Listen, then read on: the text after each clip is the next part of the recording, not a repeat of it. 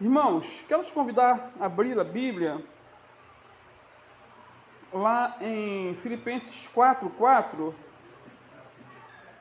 diz assim: alegrai-vos sempre no Senhor. E digo outra vez, alegrai-vos. Talvez na tua Bíblia esteja regozijai-vos, né? Regozijai-vos sempre no Senhor, e digo outra vez, regozijai-vos. Só isso aí. Pode sentar-se em nome de Jesus. Amados, o apóstolo Paulo, ele foi o fundador da igreja de Filipos. Carta aos Filipenses, igreja de Filipos. Quando ele estava na Ásia, ele foi impedido pelo Espírito Santo de pregar o evangelho em algumas cidades. E por uma revelação divina, ele foi até a Europa, e nesse continente ele visitou a cidade de Filipos. A primeira pessoa a aceitar a mensagem cristã em Filipos foi uma senhora chamada Lídia, vendedora de púrpura. Depois leiam lá Atos 16.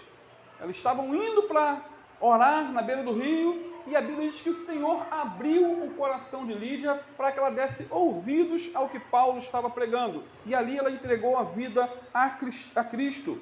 A segunda pessoa impactada com o evangelho na cidade de Filipos foi a jovem adivinha.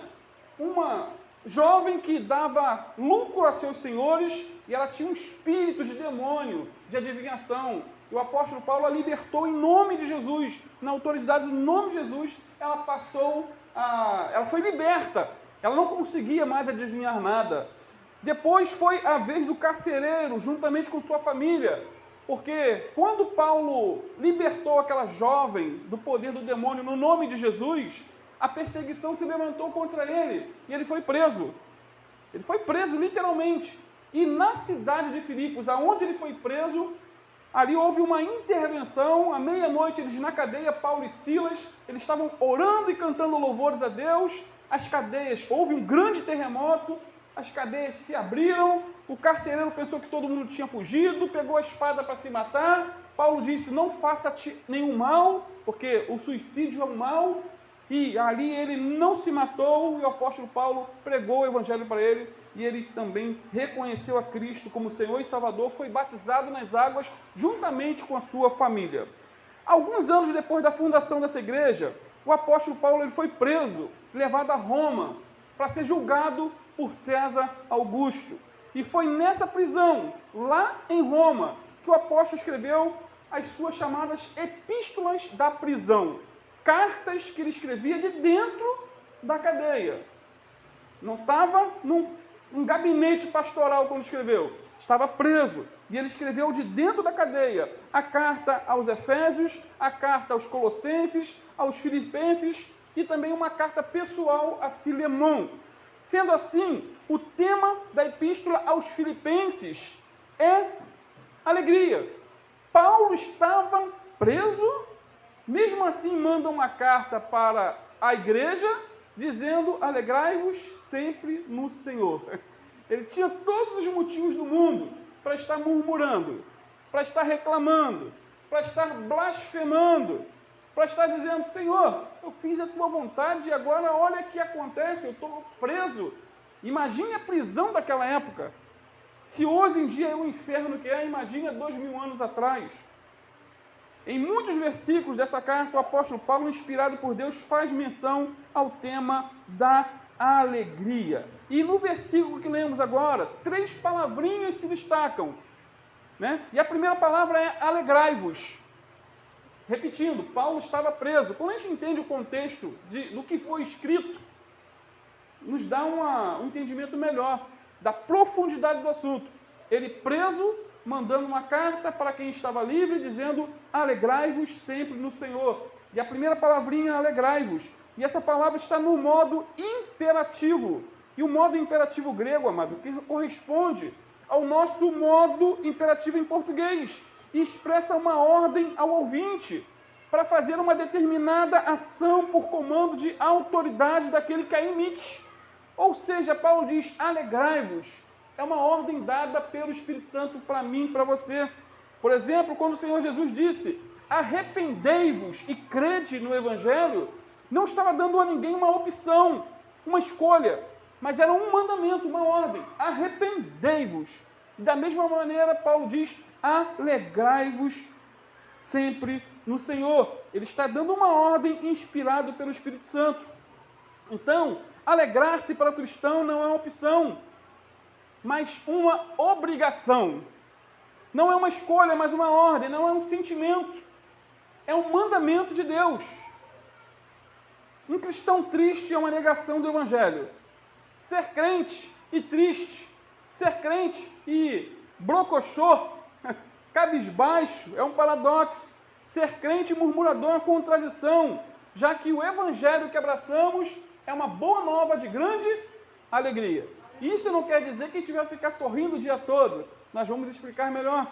Então, quando tratamos de um tema como esse, é bom sabermos que existe pelo menos 3 tipos de alegria. A primeira alegria é a alegria da salvação. Né? Quando o homem tem um encontro verdadeiro com Cristo, o seu coração é inundado de uma alegria indescritível. É uma alegria incomparável e inexplicável. Só que essa alegria pode diminuir. Essa alegria da salvação, com o tempo, ela pode diminuir, porque o pecado, ele entristece o Espírito Santo e nos deixa muitas vezes tristes, cabisbaixos e duvidosos até da nossa própria salvação.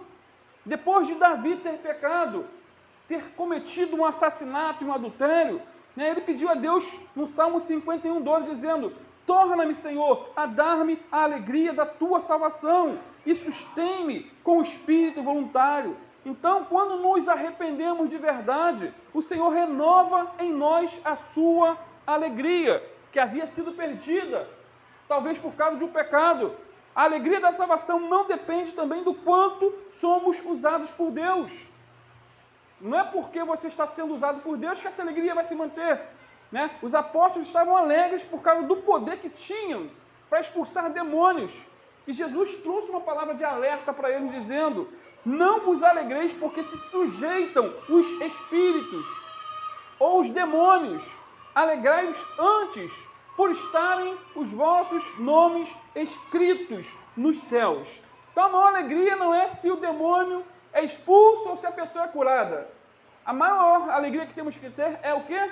Dos nossos nomes estarem escritos no livro da vida. A segunda alegria que temos é de ver pessoas salvas por nosso intermédio. Sempre que levamos alguém a Cristo, amados, essa alegria transborda em nosso coração. O apóstolo João disse o seguinte na sua segunda epístola.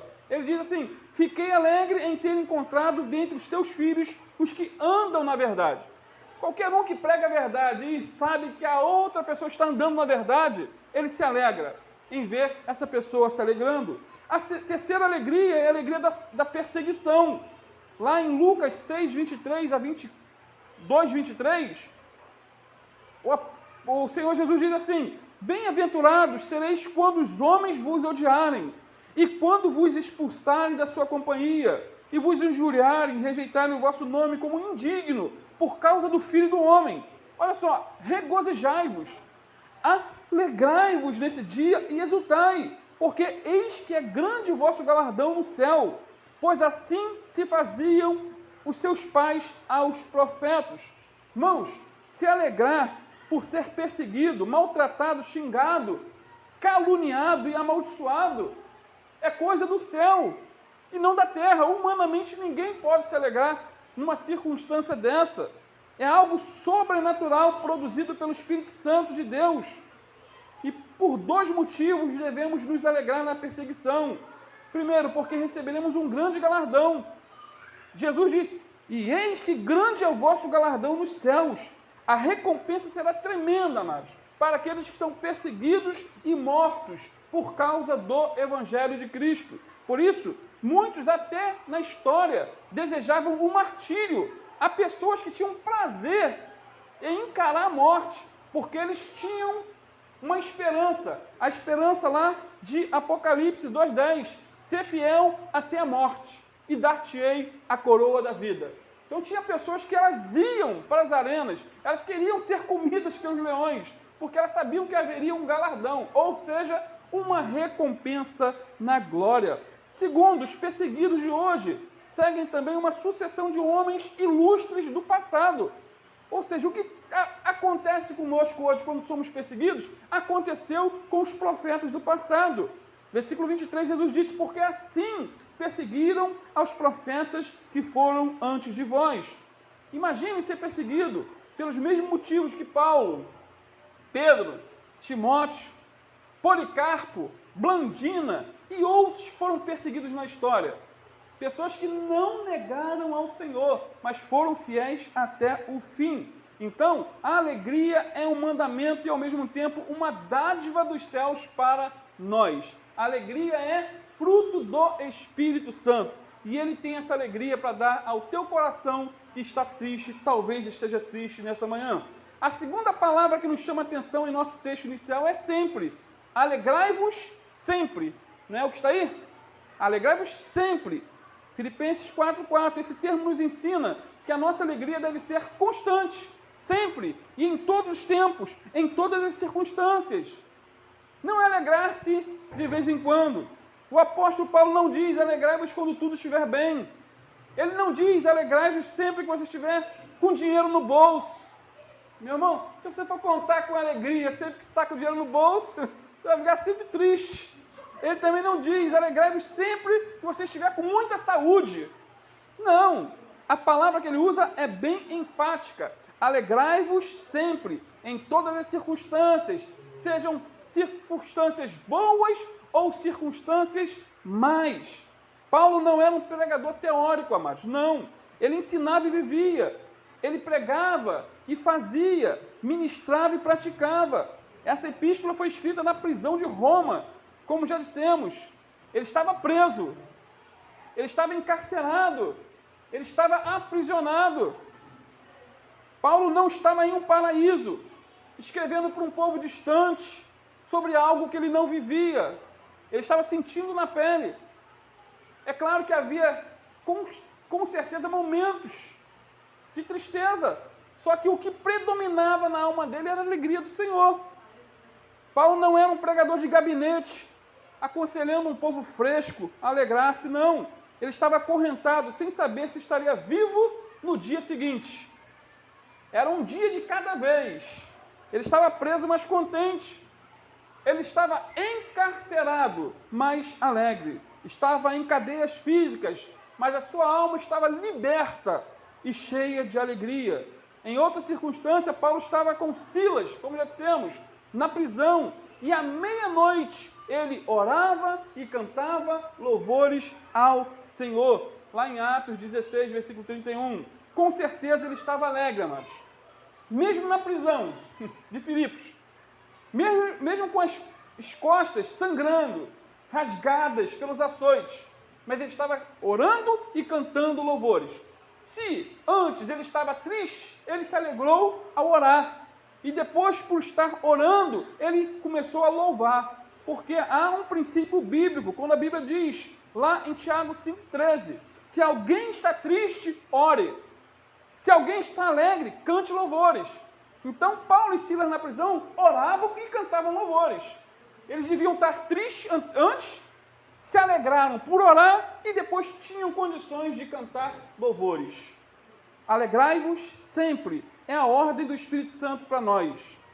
O pregador metodista E.W. Sangster, olha que situação, ele foi informado que estava morrendo de atrofia muscular progressiva, justamente no auge da sua carreira de pregador. É uma doença que vai paralisando todos os órgãos do corpo humano. Sua voz foi a primeira das coisas que ele perdeu, não conseguia falar. Quando, por exemplo, descobriu a gravidade da sua doença, da sua enfermidade, ele tomou pelo menos 4 atitudes que servem de exemplo para nós. Primeiro, ele disse, eu não vou me queixar. Segundo, eu vou manter o meu lar alegre. Terceiro, eu vou cantar ou contar as minhas bênçãos. E quarto, procurarei transformar essa doença em vitória para a glória de Deus. Irmãos, esse pregador mantinha-se o tempo todo ocupado. O último livro que ele escreveu, ele só tinha 2 dedos em funcionamento. E foi enviado a publicar uns 2 dias antes da sua morte. E foi publicado. As circunstâncias não fizeram esse pastor se aposentar e nem fizeram com que ele vivesse seus últimos dias na murmuração ou no tédio. Ele procurou alegrar-se no Senhor.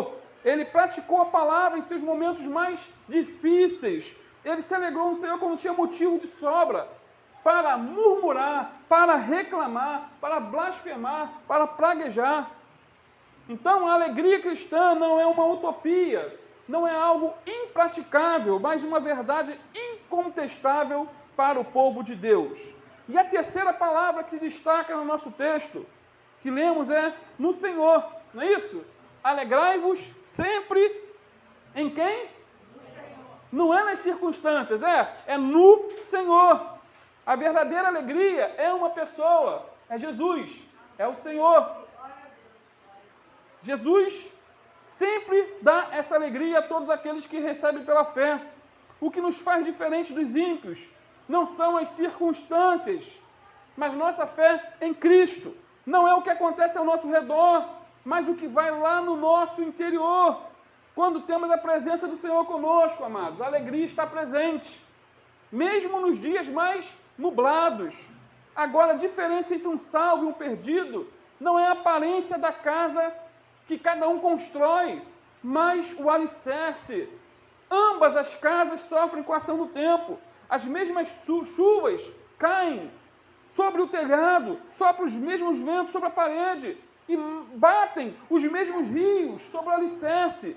A casa que foi construída sobre a rocha fica firme, e aquela que foi edificada sobre a areia, ela se desmorona. Ser cristão é edificar a vida sobre a rocha. A rocha é a prática da palavra de Deus. A rocha é Jesus. Amados, quando estamos em Cristo, os problemas podem até vir, mas a nossa alegria não vai embora, porque ela não é circunstancial. Alegrai-vos sempre no Senhor. Há uma história verídica, e eu acho que você já conhece esse hino, apreciado e cantado no mundo inteiro. A letra é rica e sublime, o autor diz, e nós cantamos isso na nossa igreja: se paz é mais doce, dere-me gozar, se a dor mais forte sofrer, ó, seja onde for, tu me fazes saber, que feliz com Jesus sempre sou. Sou feliz com Jesus, meu Senhor. Está no Cantor Cristão 398.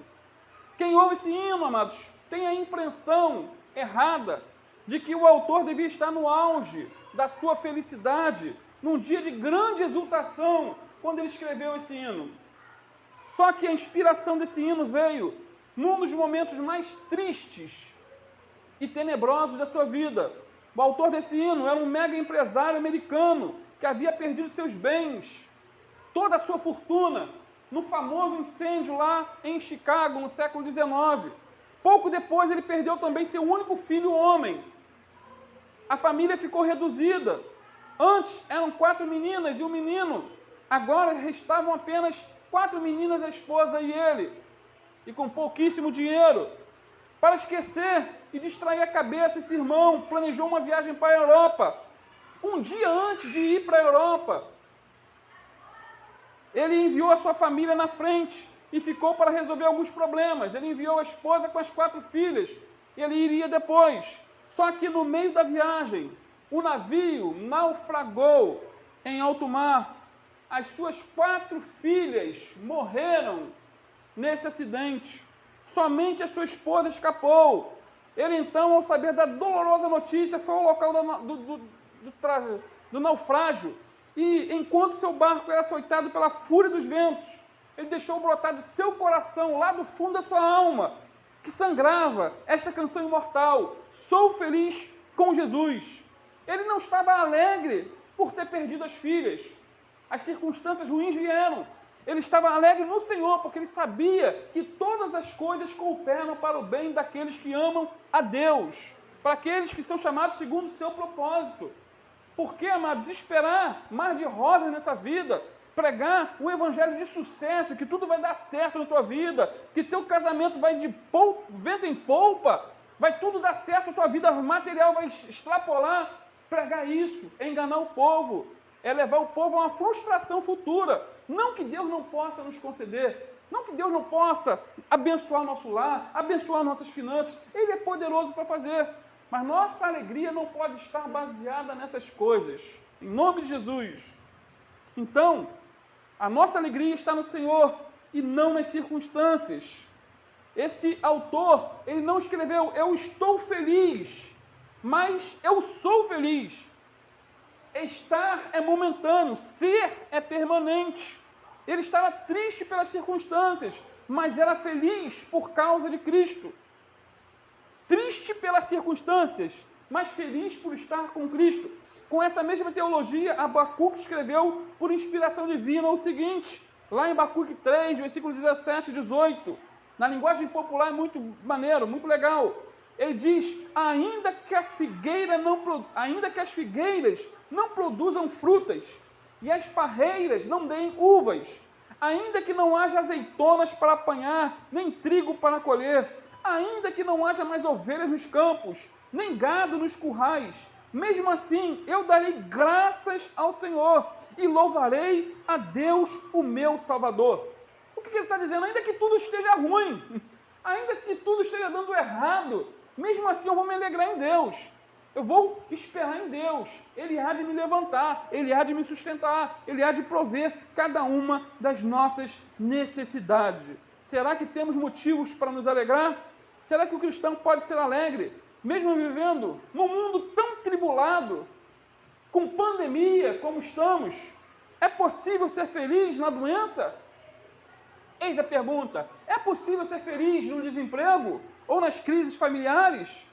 Quem baseia toda a sua felicidade em coisas ou em pessoas, com certeza mais cedo ou mais tarde irá ficar frustrada, porque as pessoas nos decepcionam e nós decepcionamos outros. Nossos cônjuges nos decepcionam muitas vezes e nós também os decepcionamos. Eu vou casar com uma pessoa, eu quero ser feliz. Eu vou casar para ser... Não, você tem que casar para fazer o outro feliz. A fonte, então, da sua alegria não pode ser o seu namoro, a sua esposa ou esposo. Não pode ser o emprego. Não pode ser o seu carro. Se for, quando perdê-los, a alegria também se vai. Nossa alegria deve estar no Senhor e na força do seu poder. O cristão pode ser alegre porque Jesus o salvou por meio de um excelente sacrifício. Ele morreu a morte que era nossa, para nos conceder a vida que era dele. Amém, amados? O pastor sacrificou-se pela ovelha. Jesus morreu por você e por mim. Ele derramou seu precioso sangue. O cristão pode se alegrar também, porque Jesus disse que sempre estaria com ele. É um motivo de se alegrar, não é? Mateus 28, 19 e 20. Ele disse, ide por todo o mundo, fazei discípulos de todas as nações, batizando-os em nome do Pai, do Filho e do Espírito Santo, ensinando-os a guardar todas as coisas que vos tenho ordenado. E eis que estou convosco todos os dias até a consumação dos séculos. Todos os dias, dias bons, dias maus, dias de chuva, dias de sol, dias alegres, dias tristes. Ele pode ser alegre porque estava caminhando, amados, a passos largos para o inferno, o cristão. Mas agora ele foi resgatado com mãos fortes.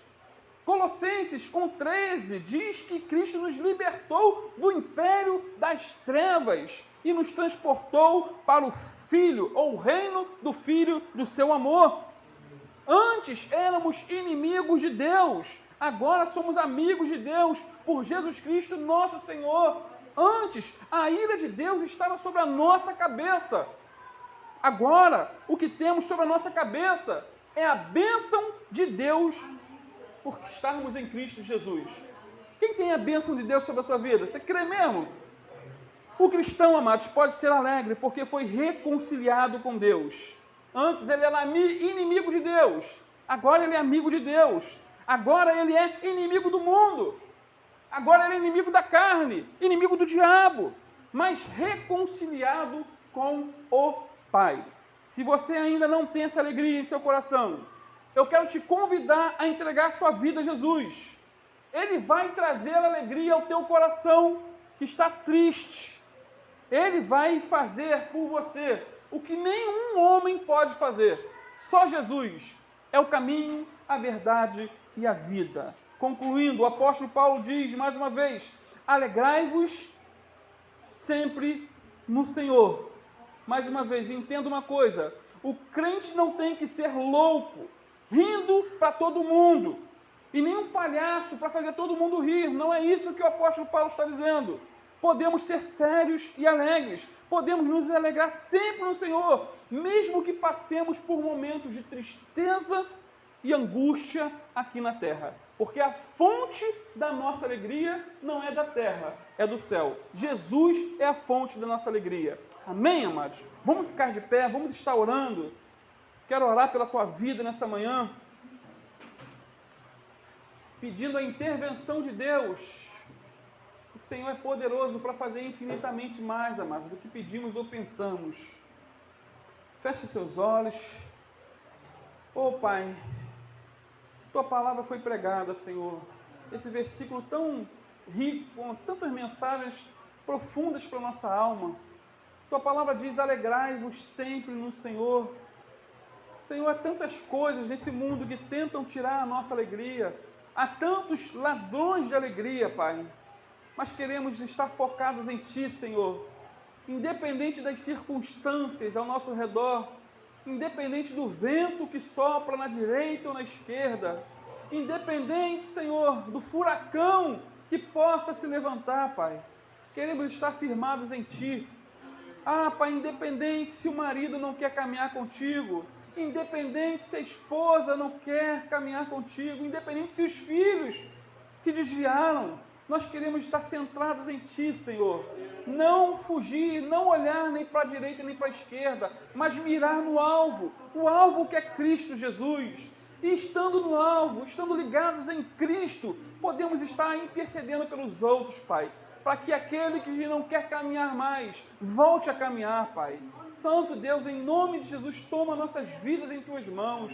Ah, Pai, tira, Senhor, toda a cegueira dos nossos olhos. Abre, Senhor, os olhos do nosso entendimento, para que possamos, Senhor, entender o Evangelho da salvação, que possamos entender que somos pecadores, que somos falhos, mas que Jesus, o perfeito, aquele que em tudo foi tentado, mas não pecou, Ele morreu a nossa morte, para que vivamos a sua vida, Senhor. No nome de Jesus, nos faça entender, Pai amado, que a nossa alegria tem que estar em Cristo, em Cristo, em Cristo. Ele é a rocha da nossa salvação. Ah, Santo Deus, fica conosco, Pai.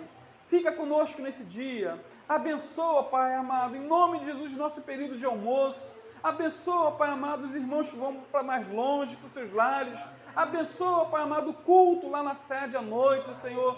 Que a Tua boa mão seja sobre aquele local, Pai. Abençoa a vida do pastor Alan, Senhor. Cura, Senhor, os pés do Teu filho, Senhor, que tem tido tanta dificuldade para andar, Senhor, com essa sequela da Covid-19, Pai. No nome de Jesus, assim como o Senhor me curou de vitiligo, assim como o Senhor curou a irmã Cláudia, Pai, da queda do cabelo, eu peço a Ti agora, junto com a Tua igreja, Senhor, que o Senhor venha curar os pés, Senhor, a sola dos pés do pastor Alan também, Pai, para que ele possa caminhar muito ainda, pregando a Tua palavra por todo o Brasil, e por que não, Senhor, dizer até no exterior, Pai, porque tem muitas pessoas no exterior também querendo congregar conosco, Pai. Toma a vida dele, toma a vida do pastor Geraldo, pastor Júlio, Pai, a vida do pastor Marcone, Pai, do irmão do pastor Marcone que está, Senhor, na UTI. Que o Senhor venha ter misericórdia dele, Senhor.